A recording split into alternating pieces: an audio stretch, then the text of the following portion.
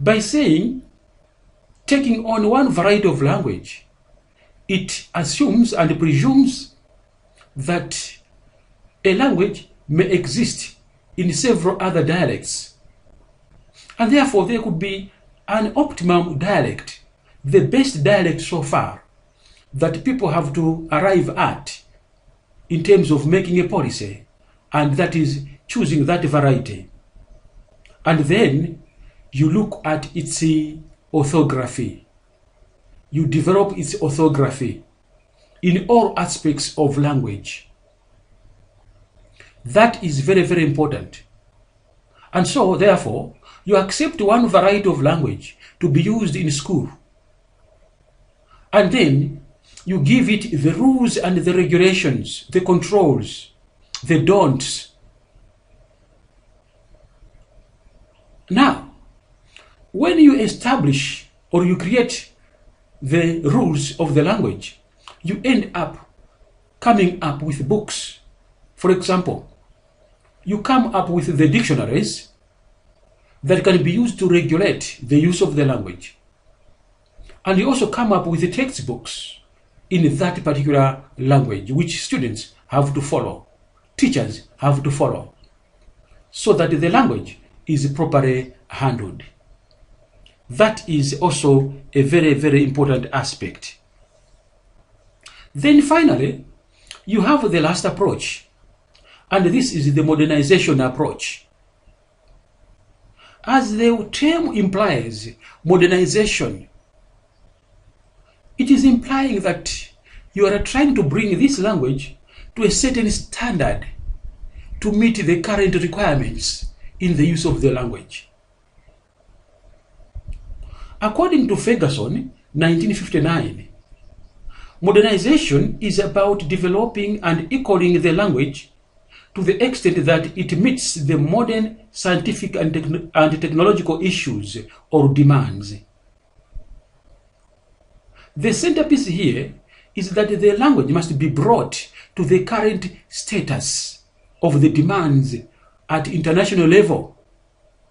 For example, let the language be properly developed to accommodate scientific expressions, scientific trends. Let it also accommodate technological vocabularies. Technological issues must be accommodated in this language. And that is the approach that language policy must take,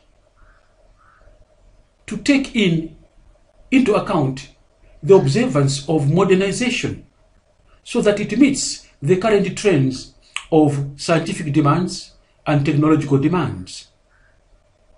For example, by developing the vocabulary items that would meet the current scientific demands, the current technological demands.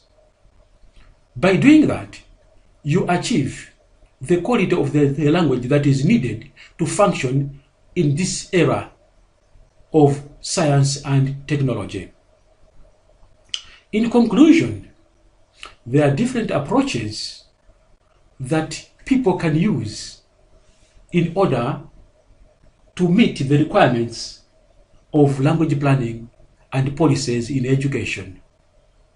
These are just some of the most important to bear in mind when you consider planning language in education. And so, reaching this far, we would say that as a language planner, this would equip you to have a good idea of how to carry out the language planning processes, language planning activities, so that by the end of the day, you meet the standards that are needed for language planning in a society in the current era. Thank you very much for attending this lesson. It has been a brief one. Next time we meet, we will continue with issues around language planning, but extending to more details. Thank you very much. Thank you.